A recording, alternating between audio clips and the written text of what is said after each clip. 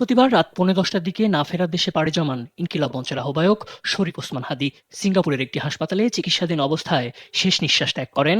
জুলাই আন্দোলনের সম্মুখ সারির এই যোদ্ধা।